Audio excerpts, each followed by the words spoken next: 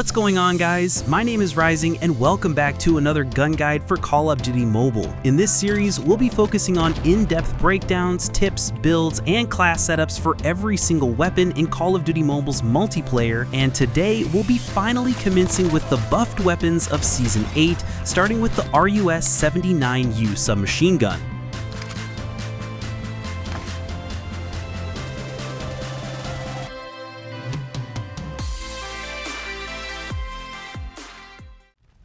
If you've played this game during 2019 or 2020, then you'd probably remember that this gun was initially called as the AKS-74U, which is its name in real life, basically meaning the shortened variant or the AK-74 assault rifle.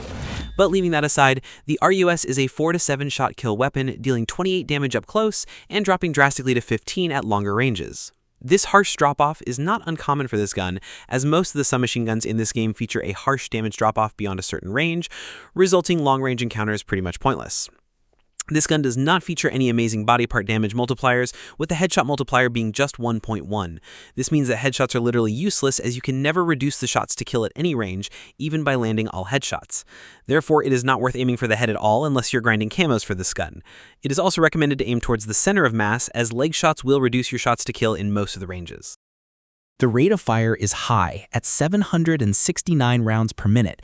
This means your time to kill will be 234 milliseconds in the first 2 damage ranges, which is very competitive. However, it drops to 390 milliseconds in the mid-ranges and to 468 milliseconds at longer ranges. Thus, it is recommended not to stretch gunfights beyond the second damage range. And speaking of ranges, we can see that the 4-shot range is quite small, up to 20 meters.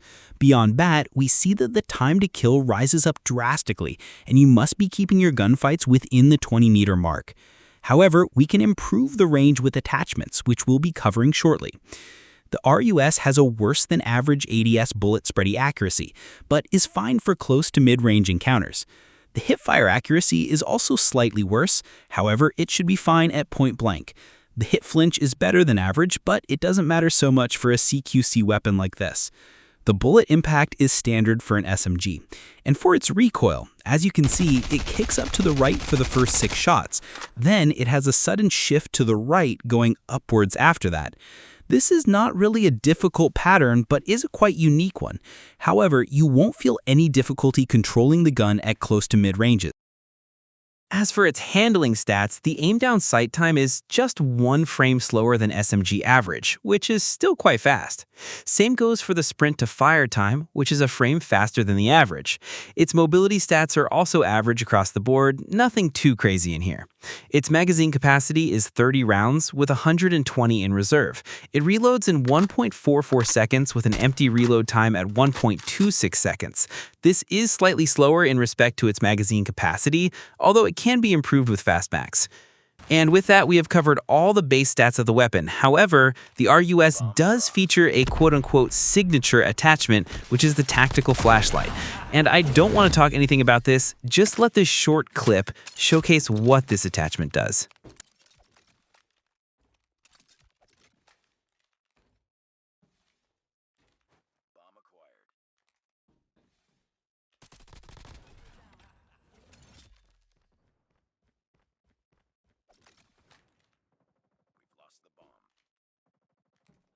Now, we both think the same thing. Just try to avoid this attachment as much as possible. Don't even mistakenly equip this whatsoever unless you want to freely give away your position in a gunfight. But with that out of the way, let us now see how to build this weapon efficiently. Since it has fairly good mobility, our main focus should be in boosting its 4-shot kill range. For that purpose, we use the monolithic suppressor and the OWC marksman barrel. We have the no stock to mitigate the mobility cons from the marksman barrel. We have the granulated grip tape for improved accuracy, and finally the 38-round fast reload. You can also use the 50-round extended mag to further improve its magazine capacity, but that reduces all of our mobility values by an additional 2%. If you don't mind that, then you can go with the 50-round mag. With this build, we can see that there are a lot of upsides with quite less cons. Although WE-ADS time is increased, it is still very fast. But most notably, there is a 50% boost to all of our damage ranges. This means that our 4-shot range is now up to a very nice 30 meters. This is a solid competitive range profile, but remember not to cross the 30-meter mark, otherwise you're screwed. But if you stick to the 4-shot range, you can play quite aggressive with this gun and can even outgun most meta weapons out there. And as mentioned earlier, the ADS time is still manageable at 252 milliseconds. Our aim-down sight movement speed is reduced slightly, so if you want improved strafing, then you can equip the Skulker perk. As for an example class setup, for respawns we have the FHJ-18 for taking down streaks, we have Perk Greed Red as our wildcard allowing us to carry 2 red perks, which we have Dauntless Fey Flat Jacket in this case, and for the other 2 perks we have Quick Fix and Hardline. You may use Skulker if you want an improved strafe speed. You can also swap out Hardline for firepower support if you want. For the lethal equipment, we have a Molotov cocktail, and for the tactical, we have a trophy system. Operator skills and score streaks can be chosen as preference. For Search and Destroy, I use a melee for rushing, although you may use a pistol if you want. The perks remain the same apart from using Dead Silence in the blue perk slot. We have a frag grenade as the lethal equipment, and a smoke grenade as the tactical for blocking enemy lines of sight. And with that is going to wrap it up on the gun guide for the RUS-79U. As for my thoughts on this gun, the recent buff to it has significantly improved its mid-range capabilities, thus making it an upper-tier option.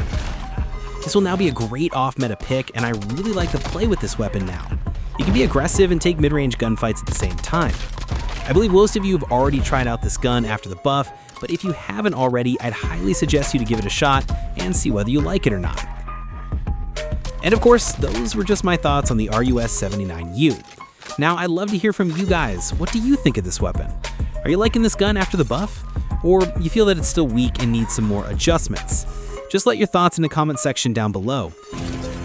As mentioned in my last video, I'll be covering the buffed weapons first, preferably doing assault rifles and submachine guns alternatively. So if you have anything in mind, let me know which one you want me to cover next. Make sure to subscribe and leave a like on this video, and I'll catch you guys on the next one.